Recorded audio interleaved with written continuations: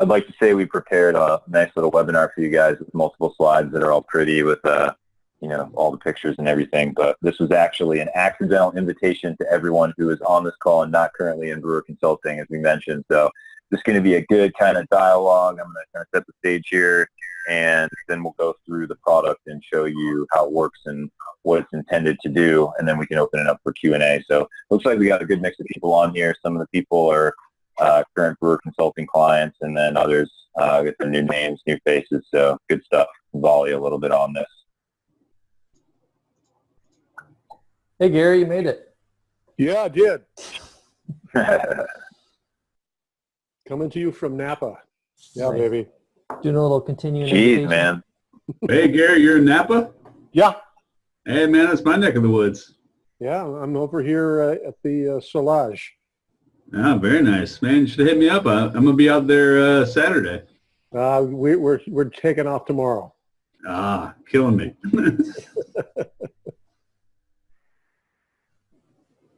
All right. Jason, we ready to rock and roll? We're like 7 over, so let's kick it, I think. Let's do it. Okay. All right. So thanks, everybody, for being here. We appreciate you taking some time. I know the evenings are tough, kids, other things. So thanks so much for showing up.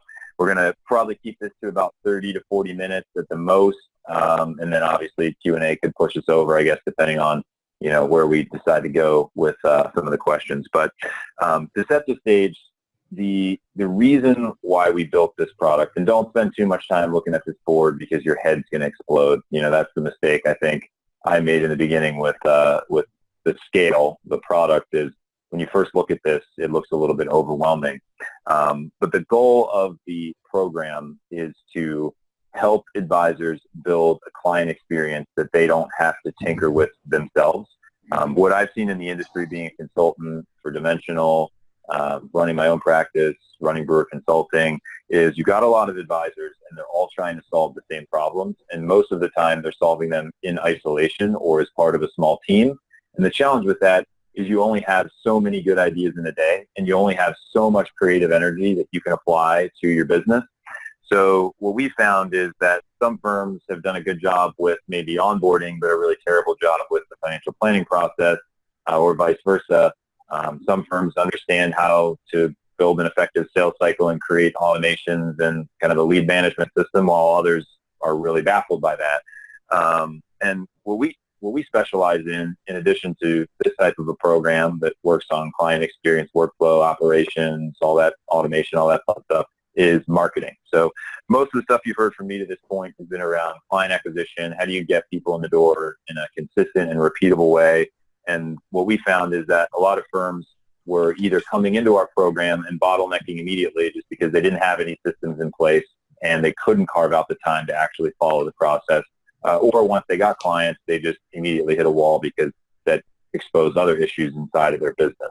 So about 4 months ago, we started building this in response to the fact that we feel advisors could use an upgrade in their client experience. And a lot of and I recorded a Facebook Live on this earlier, but a lot of the industry players, some of the names that you've seen in the independent broker-dealer space, corporate RIAs, TAMPs, et cetera, they are providing services to advisors, but I don't think they're providing the right services. If you think about what most service-based companies are trying to sell you when you sign up with them, it's investment management, it's pretty marketing collateral that you don't really know how to distribute, you don't know how to build audience for. It's a back office or mid office that's constantly going through growing pains. The tech's not integrated, the process isn't well defined, and it falls to you to have to build out your own client experience, to have to figure out kind of all the different steps and ways to automate things. And usually if you're good, if the broker-dealer or the corporate RA looks at you and they're like, what are you doing, man? You want to come do a study group for our advisors? So you end up being the one who's leading the charge as far as thought leadership inside of your organization. You're not compensated for that. You're growing your own practice. They're giving you no leverage because they're ultimately just charging you money for commodity services, access to tech, products, all the other stuff, infrastructure. And you eventually get angry and you're like, okay, I'm just going to go do this on their own. So there's a problem with that too. A lot of advisors go out on their own, and that presents a whole another set of challenges. I'm all for entrepreneurship. I love it. This is why I do what I do. This is why a lot of you guys do what you do. And ladies, if we have any on the call, I know that my numbers are pretty poor with the ladies, so we probably don't. But for the guys on the call, this is why you do what you do, so you can innovate, so you can push, so you can make more money, get more freedom, build a better lifestyle. But I feel like a lot of the industry incumbents aren't really helping you do that, so you're kind of left to figure it out on your own. When in reality, I feel like this is really a team-based business, because you got people that are good with process, you got people that are good with humans, and you have people that are good at setting vision and driving strategy, things like that. So what I found is this business is great when we work together. The problem is that most of the time working together means that you're carrying the load for all of these commodity service providers, and you're not really getting a whole lot in return. And after a little while, you are kind of attached to them, so you don't leave. So the reason why we built, as a quick detour, reason why we built this program is for a couple different types of advisors. The first is the solo advisor who's trying to figure everything out on their own. They know they don't want to be part of a team model. They are unemployable. They don't want to partner with anyone, and they're committed to building it on their own. This platform will help give you leverage. The reason why is we've got 4 or 5 people on our team that all they do is think about this stuff. Doesn't mean that it's the best client experience in the world. That's impossible. It's subjective, but it means that you don't have to think about it all yourself. So you can take what you like and not apply what you don't, but it allows you to then make the decision using solid information as the backbone, because you're going to see when Jason goes through this that we've really thought out pretty intentionally all the different processes that we're putting in place here. So that's for the solo advisor. I think you can get a lot of leverage this way because you're in a silo right now, and you get some perspective from other people that are doing the same thing. If you're over 50 million or over 500,000 in revenue, you've got a small team. Biggest hurdle for you is you may have an emotional attachment to your technology. I will caution you though, if you have an emotional attachment to anything in your business other than your clients, it will slow your growth, and it will ultimately lead to a worse lifestyle. I've seen a lot of advisors over the years go like, I need to use this piece of tech. And it's like, why? If you can make things better, why do you need to use that? And there's never a good answer. They're just for some reason emotionally attached to some piece of software or some process that they created 10 years ago or something. So don't get emotionally attached to things that don't matter. The only thing that matters is the outcome, and this is an outcome-driven system. So when Jason goes through this and talks through different technology that is different than the ones that you're using, it's not because we don't know about your tech, it's not because we didn't evaluate it, it's because that we needed to use a set of technology that works together in a way that allows us to accomplish the outcome as best as we can, which is automated onboarding, lead flow management, and integration with marketing systems where we can get good data. So it doesn't mean that your process is bad. It doesn't mean your tech doesn't work. It just means that this process is already integrated. We know that it works. So there's really no need to care about what technology you're using, as long as you're getting the outcome that you want. So as far as the larger firms, if there's any on the call, over 100, 200 million in assets, a couple million in revenue, it's a little bit more difficult for you to blow up your tech stack at that point. I mean, there was an article released yesterday that Ameriprise is switching their CRM for 10,000 advisors. So I think you can do it if you think about it. I mean, you don't have the scale that Ameriprise has, so it's probably possible for you to make the change. Jason will talk through the different offers, or I will at the end of the webinar, on how we work with firms that are a little bit larger. So we have 3 different levels that we offer for this program and how we interact with advisors. The first level is obviously lower cost, more group coaching and implementation. Second level is more one-to-one virtual coaching and implementation. Both of those leveraging, for the most part, our technology stack. Some of these pieces are critical, some are not as critical. And the third is more kind of one-on-one custom workflow and implementation. So we'll cover that at the end of the webinar. But I feel like that sets the stage. I'm trying to think, Jason, is there anything I'm missing as far as what we should be covering before we dig into this massive board of things? I don't think so. I think you did a good job. All right, cool. Go ahead and maybe explain the different sections, and then maybe I'll jump in or ask questions, or feel free to guys to make it interactive if you have questions via the chat. Cool. Yeah. So when we kind of embarked on this journey to build out, kind of try to build out a streamlined and consistent client experience for our advisors, we took a step back and looked at all the different processes that are happening within an advisory firm. So that's delivery of services, so financial planning, investment management. Some people do cash flow planning, and then to the internal processes like compliance programs and all that. So we listed everything that's going on in an advisory program, and then we we tried to come up with this methodology, and I'll talk a little bit about how this product is structured. It's built based on a methodology called workflow packs. So you can think of a workflow pack as any process within a wealth management firm, either a service obligation or something that needs to happen within a firm. So the first two workflow packs that we're delivering on rollout are what's called acquisition and financial planning. So acquisition would be from the time that you get the lead to the time that they sign on the dotted line and they become a client. Financial planning would be the initial financial plan from the time that they agree to become the client to the time that you're delivering the plan.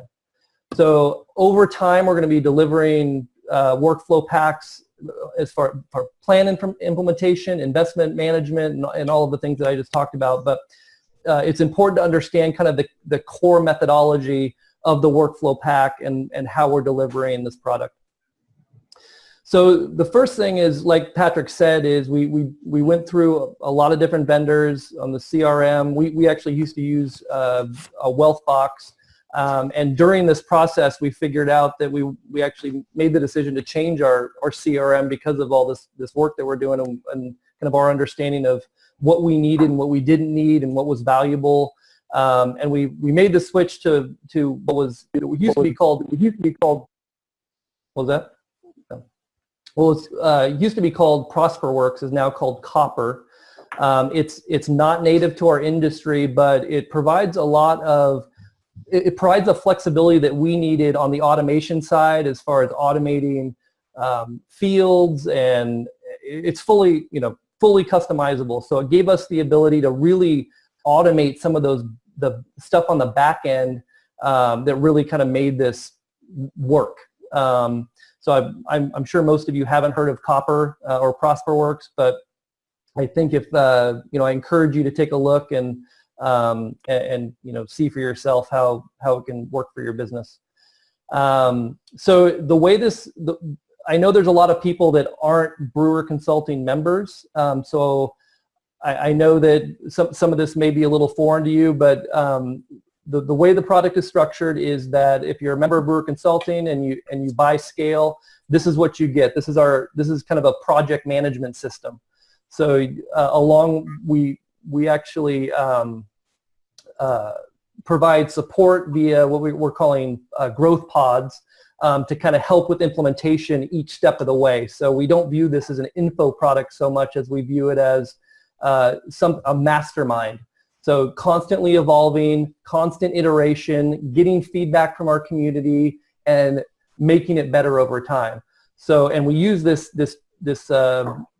Trello board methodology to deliver it and to iterate.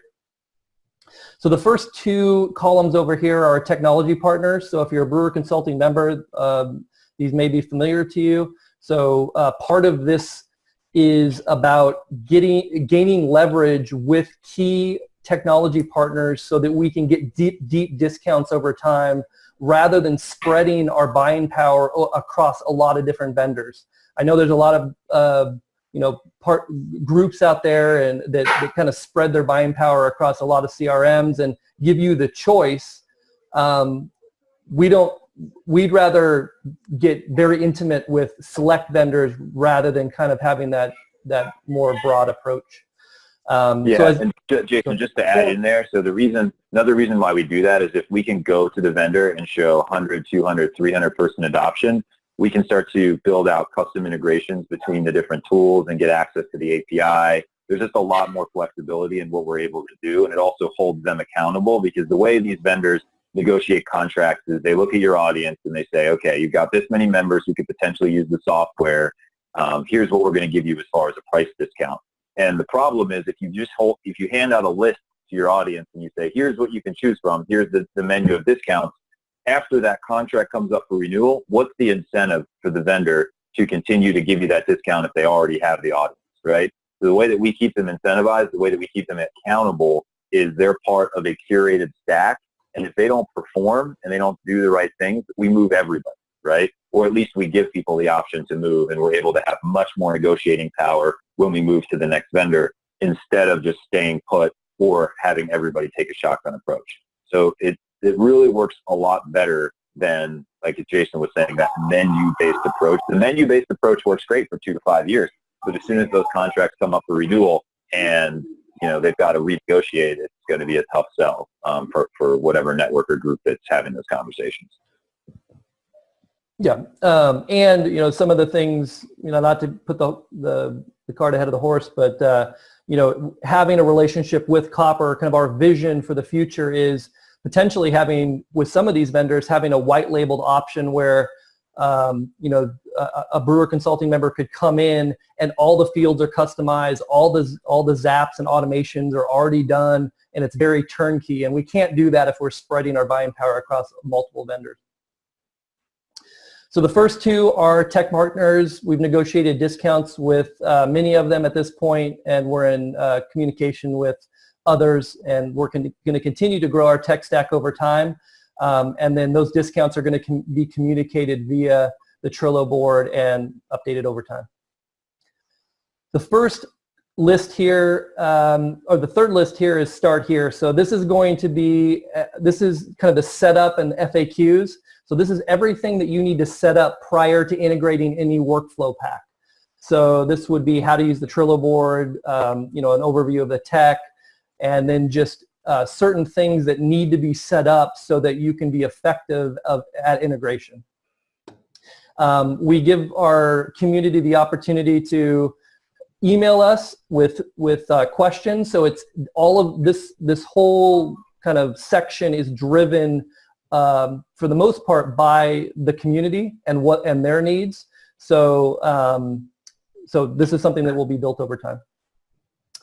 The next is the workflow pack. So in every workflow pack, so you can see that this workflow pack is called Acquisition, I mentioned before. Each workflow pack includes the basic workflow, a templates section, a list, and an automations list. So I'm going to go into the first list, which is the basic kind of workflow. Each card is a phase in the process. So we've got, in the acquisition, we have 2 sections. The first is lead management. The second is financial life mind mapping. In lead management, we've got 3 phases. In the first phase, we've got everything that happens before the strategy session. So the card will include a swim lane diagram. So each swim lane diagram provides every step of that workflow, who's accountable. So for example, in this workflow, the advisor has some actions, and based on those actions, it triggers automations at both Zapier and in the CRM to do kind of the heavy lifting in the background so that you don't have to. That's coupled with a kind of an analog list of the tasks that are included in the phase, along with video content that walks you through every step. So depending on if you're a video person or a diagram person, I tried to put in different types of content depending on how you learn. And then that methodology is consistent throughout. So we've got here before the strategy session, we've got during the strategy session, what we're trying to accomplish. In this workflow, we've got documents and tools. So we've also tied, so anything in pink here, we've tied back to the automation section. I'm going to pause here and I'm going to mute some people. Yeah, mute everybody.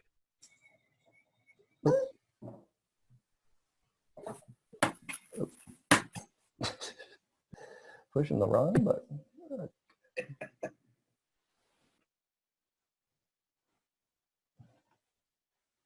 All right, Pat, where are you? I'm going to unmute you. Yeah, I'm good. I already got it. Okay. All right, so that ties back to here. So that brings us to kind of the templates list. So the templates are going to include any intake forms, email sequences, and meeting collateral. So in the acquisition phase, we've got 2 we use Google Forms to kind of to streamline the note-taking process. We've got email sequences that you can just plug into the workflows, and we've got certain meeting collateral that's consistent with what we're advocating for in Brewer Elite, and the method, and kind of ties to the methodology that we're using, the financial planning methodology. Yeah, and to interject real quick, Jason.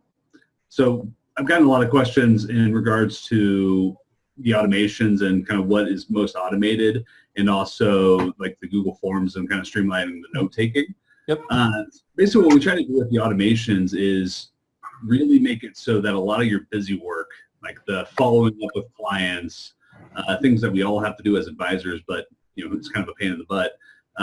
We try to automate that piece so that way you're not spending your time or wasting your time doing that. In addition, like things like we added in like the streamlining of the notes, and why that's important. I mean, most of you on this call are probably serving as your chief compliance officer.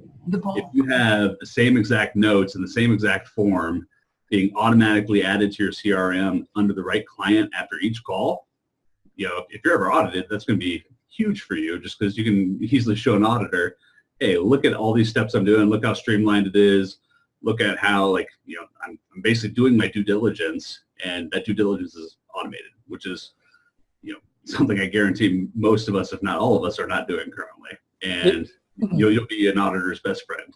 Yeah, and I'll add to that a lot of the people on the front end of the in the front office, so your rainmakers and your relationship managers, don't necessarily do the processes very well all the time, just based on how they're built and how kind of so having a streamlined approach to exactly the information that needs to be captured, exactly the information that goes into the CRM, that really creates a situation where people farther down the line don't have to go back to the front end, the front office, to gather information, or even worse, reach out to the client for information. So that's kind of why we streamline that, the note taking.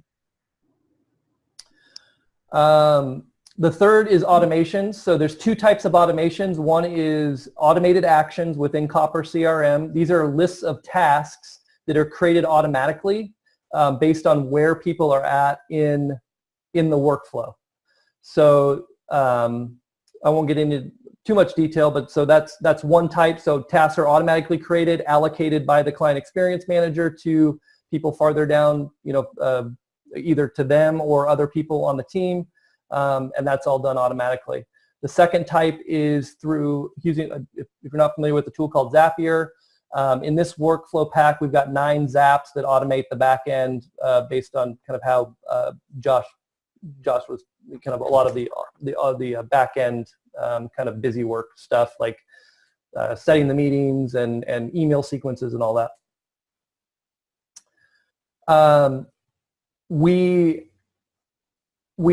We have also an internal podcast. So the way we're going to deliver updates is through this internal podcast methodology. So every 2 to 4 weeks, we will record a podcast with all the updates.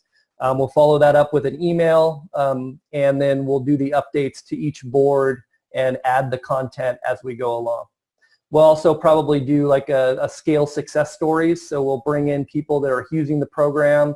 We'll interview them, and so that everybody in the group can kind of see best practices and how it's working for other people.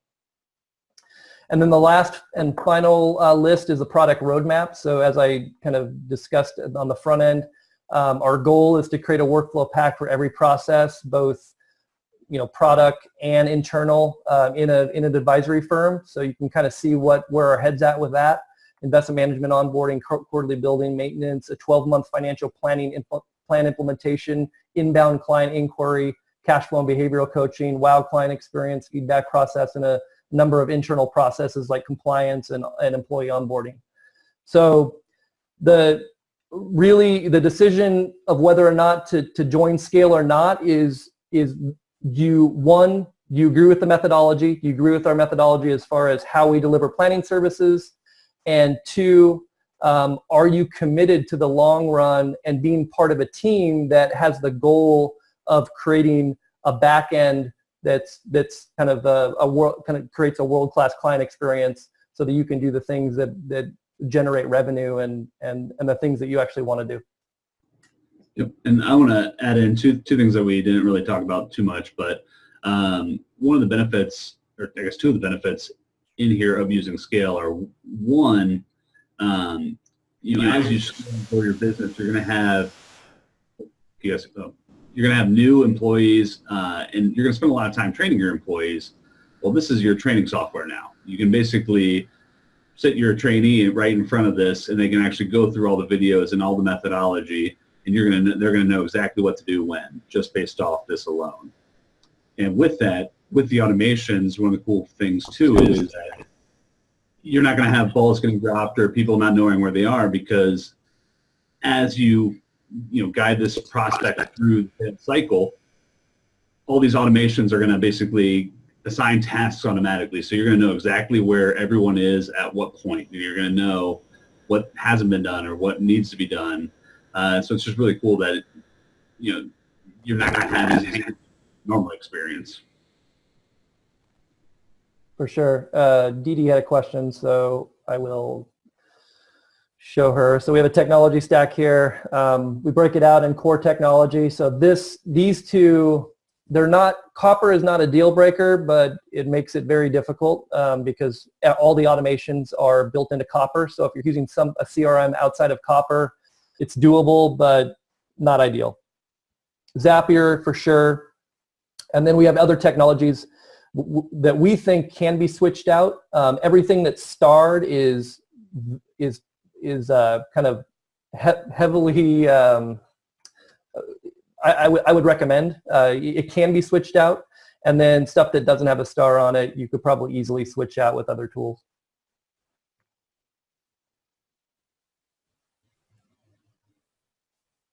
What else? Awesome. Let's see. Do we get any other questions here? I'm taking a look right now. Yes. All right, so we got that. Yeah, I mean, okay. Real quick, we have a question on security. So I'm looking at their website right now. It says all data is encrypted in transit using TLS 1.2 AES 256 encryption. So I would assume it's good. Yeah, I mean, copper is used by Google and Betterment. So I mean, Betterment's a financial institution. So yeah, it's 256-bit. So one question I think we'll have is if people are migrating CRM, you're going to get two main players, right? You're going to get Wealthbox and you're going to get Redtail for the most part. So can we talk a little bit through, let's say you're on Outlook right now, Microsoft 365. How do you think about that, Jason? It would be a pretty big rebuild. It would basically, the decision would be to apply the methodology and try to build the methodology over the top of either Redtail or Wealthbox. I think it would be easier to do with Redtail just because of their workflow kind of system. It's a little bit more dynamic. We did use Wealthbox, and we chose to move to copper partly because one, our ability to not be able to customize it the way we wanted, and two, just their workflow methodology was way too simplistic. Let's see. Does copper work with Office 365? So I don't know if anybody used Wealthbox before they had the email integration, but it would work similar to that, where you have a BCC address and you would put the BCC address in your emails, and then that would be funneled through copper, and then based on the email would be put in the client record. So it's doable, but it's not ideal. If you use G Suite with copper, everything is very seamless. It works very well. So I would encourage you to take a look at that. Let's see. Awesome. Would this be doable in Salesforce? I don't know a whole lot about Salesforce, to be honest. I think the key here is the methodology is doable anywhere. Yep. The big things that are going to differ between the CRM that you're using and the CRM that we're recommending is the zaps that are possible based on the API integration. So I would assume that Salesforce is a pretty open API. So most of the things, if not all of the things that we talk about here, should be able to be built out on Salesforce. Challenge with Salesforce is, and if you're using it, you probably already know, it costs a lot of money to modify it from its kind of stock system. So you just got to watch out for that. Yeah, for sure. Yeah, I mean, we're getting a lot of questions on tech stack. We understand that there's a lot of people out there using different tech stacks, but we've chosen to be rigid on there's a reason why we use the technology we use, and really we're looking for partners to kind of to adopt this method and grow with us, so rather than we toyed around with the idea of creating different versions of scale based on the CRM that you're using and all of that. But at the end of the day, I think it would make for not as good of a product, in my opinion. So we decided to be more focused for all the reasons we've talked about. Again, it gets back to this idea. I mean, really the big pivot is the CRM. That's ultimately what everything flows from. Jason, are you getting an echo on me? I'm trying to figure out why I'm echoing here. You're a little staticky. Oh, you're fine though. I'll let you know. That's weird. Okay. Yeah, the big decision is just the CRM. If you're able to make the decision to jump on the CRM, like everything becomes a lot easier. But obviously, there's some challenges to jettisoning the CRM. So there's two things. One, if you're emotionally attached to the CRM, you need to grow up because you're a business owner. Who cares? Two, if it's the work that's associated with the CRM and the migration, that can be overcome. So the question is, does the benefit from migration, which is automated workflows and everything flowing smoothly, outweigh the pain of doing the migration? So that's going to be different for every firm, the number of advisors, the amount of time and dev time you put into your CRM if you made it custom or something. So it's not going to be appropriate for everyone, but I'm sure everyone understands that if we created a separate board for Salesforce, Redtail, Wealthbox, it's the whole name of the product is scale. So we'll just be sitting here like smashing our heads into the wall, wanting to kill ourselves, having custom engagements for every single person in here and not delivering on our promise. So that's the reason why part of the reason why we picked the tech stack or sticking with one tech stack versus trying to do everything. Yeah, DDS will be somebody knowledgeable about moving from Redtail to Copper. So I'm working with Copper right now to build kind of figure out the best way for integration. I went through it manually and it's pretty simple. It's basically a CSV file of your contacts, some field mapping, and then you use Copper's API to move in the activity. They do have a third-party service that you can, pay I think it's somewhere between $500 to $1,000. It will actually do the integration for you. So there are options. So if that's kind of a sticking point or you're worried about that, you can email us at scale@brewerconsulting.co and I'll keep you updated on kind of the status of that.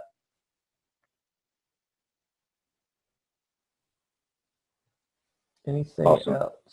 Let's see, just make sure. I think we answered all the questions.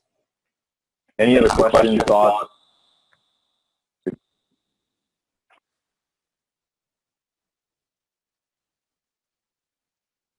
Cool. So before we sign off, I just wanted Jason's going to post a link in the group chat.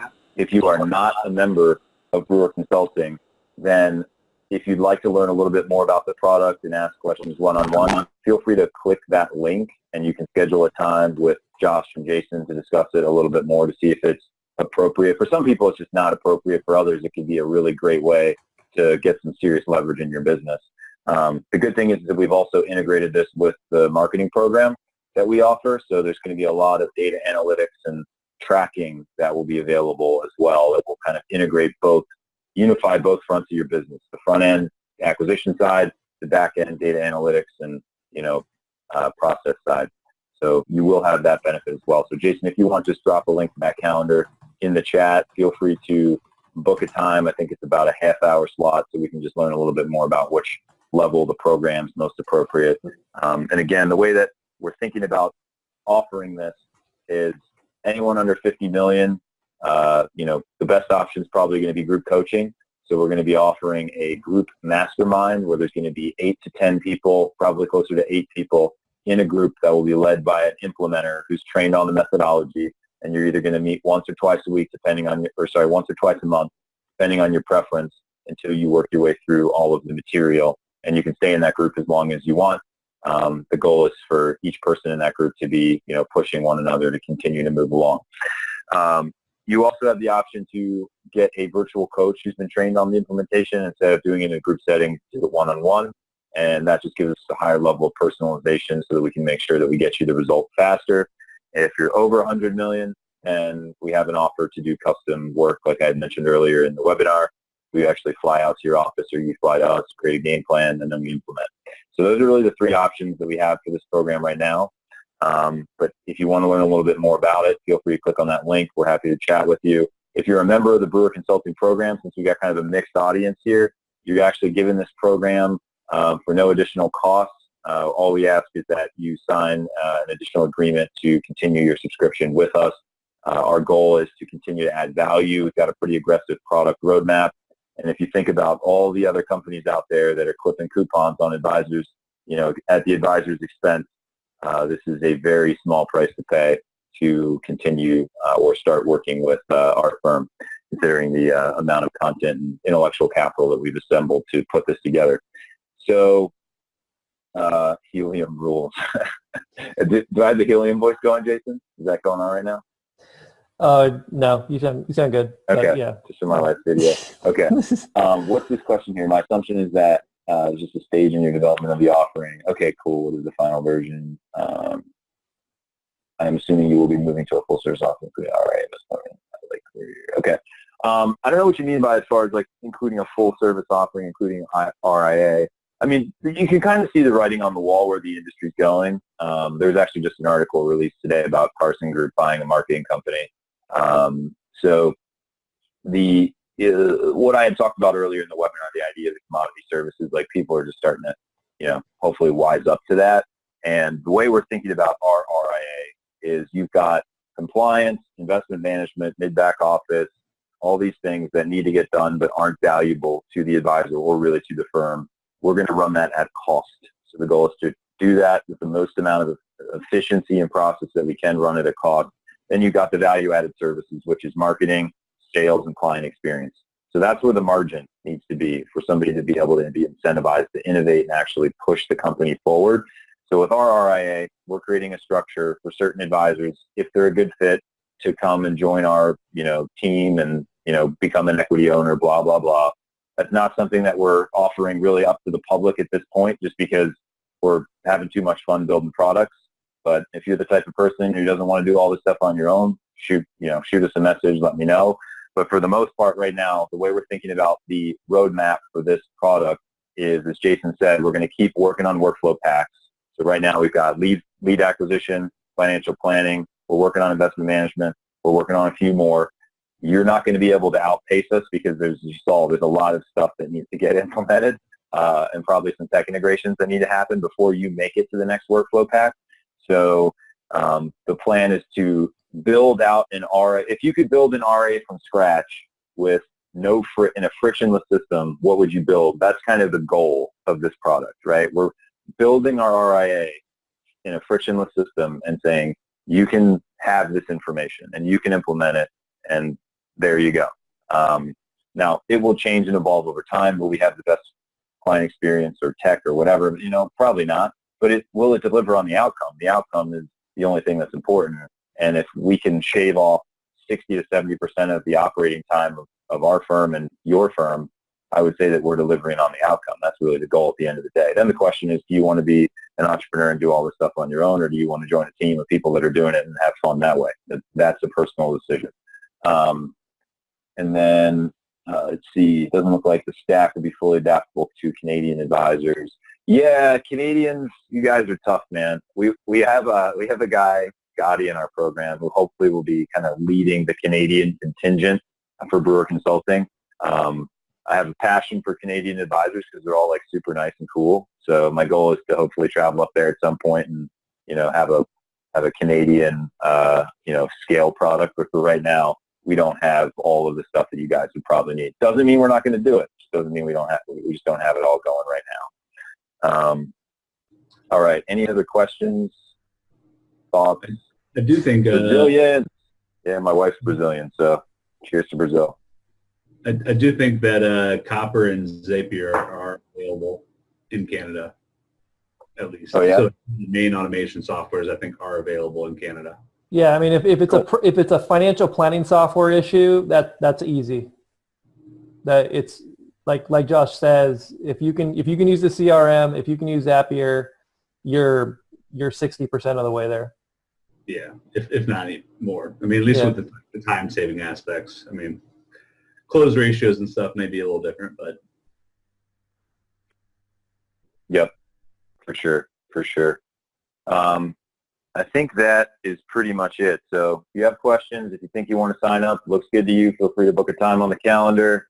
Otherwise, we will see you in the group or on a future webinar here. Jason, do you have anything to add? I think we're pretty much good, ready to wrap. I think we're good.